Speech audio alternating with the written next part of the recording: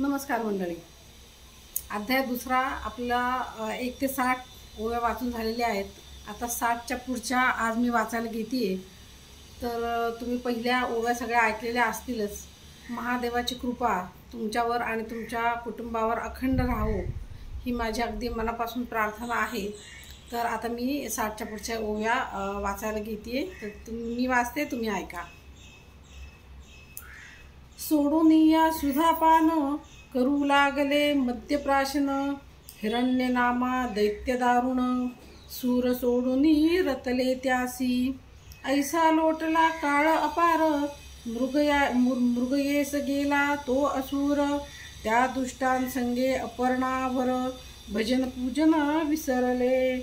मनास ऐसे वाटले पूर्ण, असुर गेला मृगये लागून, इतक्यात घ्यावे शिवदर्शन, म्हणून गेले कैलासा. मज देखता हिमनग जामात, परमक्षोभुनी क्षाप देत, तू परम पापिणी यथार्थ, मृगी होई मृत्युलोकी.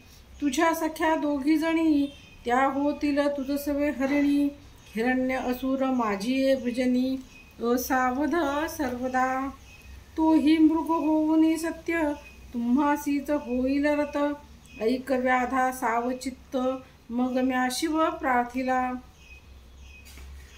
हे पंचवदना विरूपाक्षा, सच्चिदानंदा कर्माध्यक्षा, दक्ष मुखदळणा सर्वसाक्षा, उशाप देई आम्हा ते.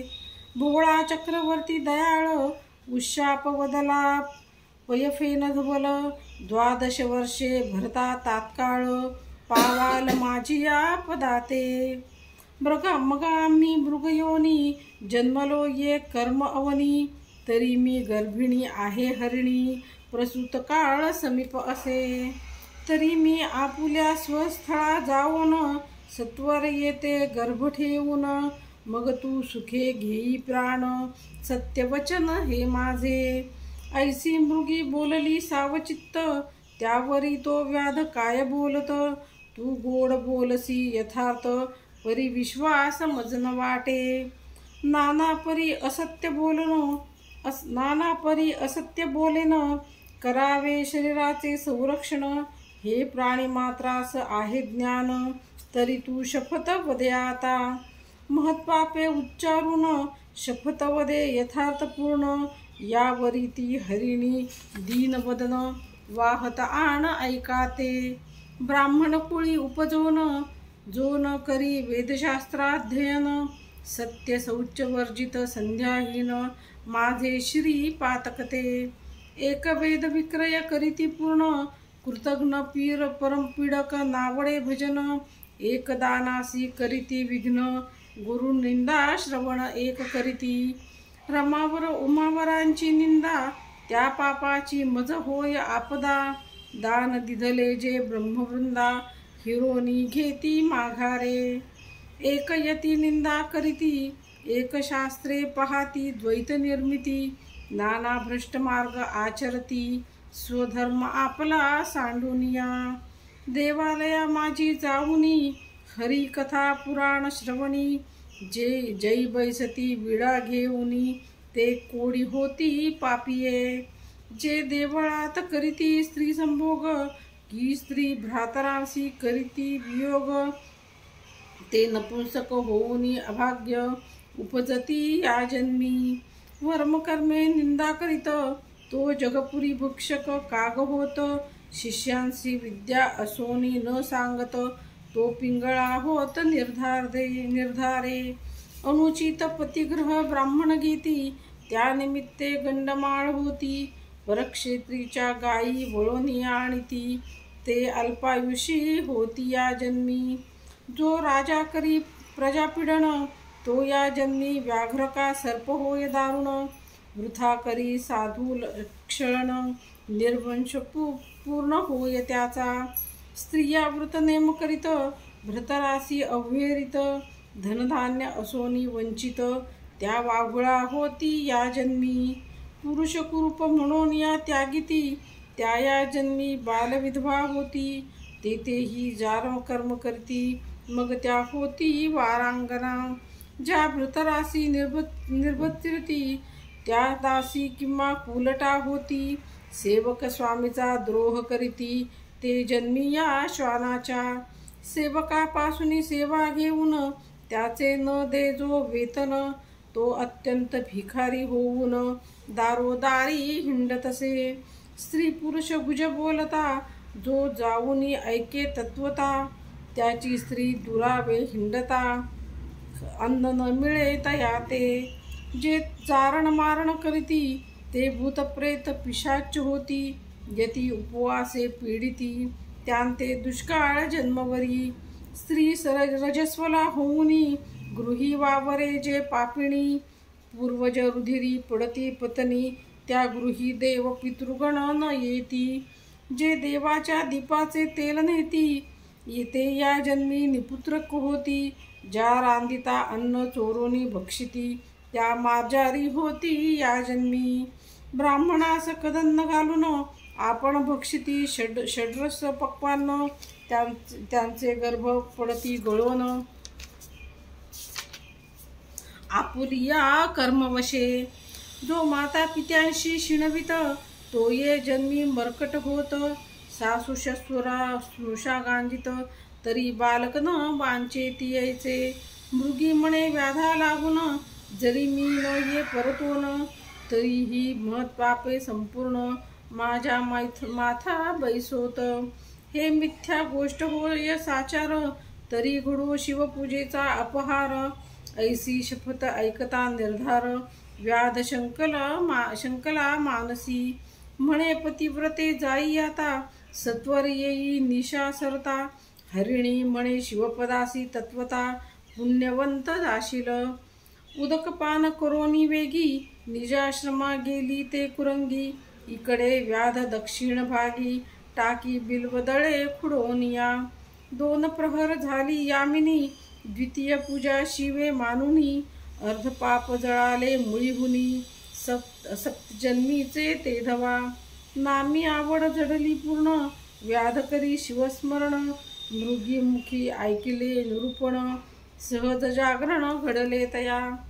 तो दुसरी हरिणी अकस्मात पातली तेथे तृषाकांत. व्याधे बाण ओढिता त्वरित करुणा भाकी हरिणी ते. म्हणे व्याधा ऐक ये समयी मज कामानळे पिढिले पाही. पती सभोग देऊनी लवलाही परतोनी येते सत्वर. व्याध आश्चर्य करी मनात म्हणे शपथ बोलुनी जाई त्वरित. धन्य तुमचे जीवित्व समर्थ शास्त्रार्थ ठाऊका. वापी तडाग सरोवर जो पतित मोडी देवागार. गुरुनिंदक मद्यपानी दुराचार ती पापे समग्र मस्तकी माझ्या. महाक्षत्रिय आपण म्हणवित समरांगणी मागे पळत. वृत्ती हरी सीमा लोटित ग्रंथ निंदित महापुरुषांचे. वेदशास्त्रांची निंदा करी संत भक्तांसी दिवश धरी. हरिहर चरित्रे अव्हेरी माझे शिरी ती पापे. धनधान्य असोनी पाही पती लागी क्षीणवी म्हणे नाही. पती सांडोनी निजे परगृही ती पापे माझी या माथा. पुत्र स्नुषा सन्मार्ग वर्तता त्यासी व्यर्थची गांजिती ते न पाहता. ते कुरूप होती तत्वता हिंडता भिक्षा न मिळेची. बंधू जे वैर करीती ते या जन्मी मत्स्य होती. गुरुचे उणे जे पाहती त्यांची संपत्ती दग्ध होय. जे मार्गस्थांची वस्त्रे हरिती ते अतिक्षुद्र प्रेतवस्त्रे पांघरती. आम्ही तपस्वी म्हणून या अनाचार करीती ते गुले होती मोकाट. दासी स्वामीची सेवा न करी ती ये जन्मी होय मगरी.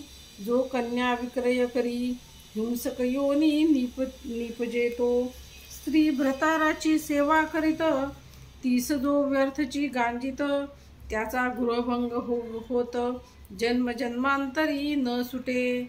ब्राह्मण करी रसविक्रय घेता देता मद्यपी होय.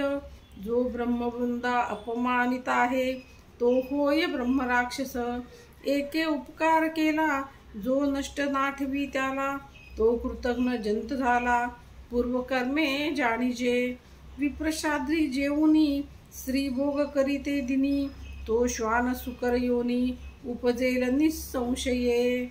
व्यवहारी दहांत बैसोन, खोटी साक्ष देई गरजोन, पूर्वज नरकी पावती पतन, असत्य साक्ष देताची. दोघी स्त्रिया करोन, एकीचेच राखी तो जो मन, तो गोचिड होय जाण, सारमेय शरीरी. पूर्वजन्मी कोंडी उदक, त्याचा मळमूत्र निरोध देख, करिता साधू निंदा आवश्यक, सत्वरदंत भग्न होती. देवालयी करी भोजन, तरी ये जन्मी होय क्षीण, पृथ्वीपतीची निंदा करिता जाण, उदरी मंदाग्नी होय पै. ग्रहण समयी करी भोजन, त्यासी पित्तरोग होय दारुण, परबाळे विकी परदेशी नेऊन, तरी सर्वांगी कुष्ठ भरे. जी स्त्री करी गर्भपात, ती उपजे व्यंधा होऊन, देवालय टाकी पाडोन, तरी अभंग भंग होय त्याचा. अपराधाविण स्त्रीसी गांजित आहे, त्याचे ये जन्मी एक अंग जाये. ब्राह्मणाचे अन्न हरिती पापिये, त्यांचा मोक्ष न वाढे कधी. गुरु संत माता पिता, त्यांसी जो होय निर्भत्सिता, तरी वाचा जाय तत्वता, अडखळे बोलता क्षणाक्षणा. मंडळी 60 ते 120 अध्याय आपले वाचून झालेले आहेत. तर जर तुम्हाला मी जे करते वाचते त्याचा तुम्हाला फायदा होत असेल तर तुम्ही नक्की आपला चॅनल सबस्क्राईब करा, त्याला लाईक करा आणि हा चॅनल अनेक लोकांपर्यंत पोहोचवा की ज्यांना परमार्थ करायची इच्छा आहे, वाचायची खूप इच्छा आहे पण वेळ होत नाही आहे, तर ते ऐकू शकतात. सकाळी 15 मिनटं किंवा संध्याकाळी 15 मिनटं वेळात वेळ काढून जरी ऐकलं तरी. आता श्रावण महिना चालू आहे तर सगळे आपले अध्याय आणि सगळ्या ओव्या, मराठीतून अध्याय आणि ओव्या ज्या आहेत त्या छान तुम्ही ऐकायला सुरुवात करा. त्याचा तुम्हाला स्वतःला खूप फायदा होणार आहे. श्रावणामध्ये जे आपण असं महादेवाचं स्तोत्र वाचन करतो त्याचं प्रचंड पुण्य आपल्या पदरात पडतं. आणि हा चॅनल अशा अनेक लोकांपर्यंत पोहोचवा की जे वार्धक्यामध्ये आहेत, ज्यांना बसून म्हणजे वाचता येत नाही आहे, बसणं शक्य नाही आहे, झोपून ते ऐकू शकतात. किंवा अशा माझ्या अनेक मैत्रिणी आहेत की ज्या प्रवासामध्ये जाताना सुद्धा अगदी ऐकतात, त्यांचा वेळ छान जातो.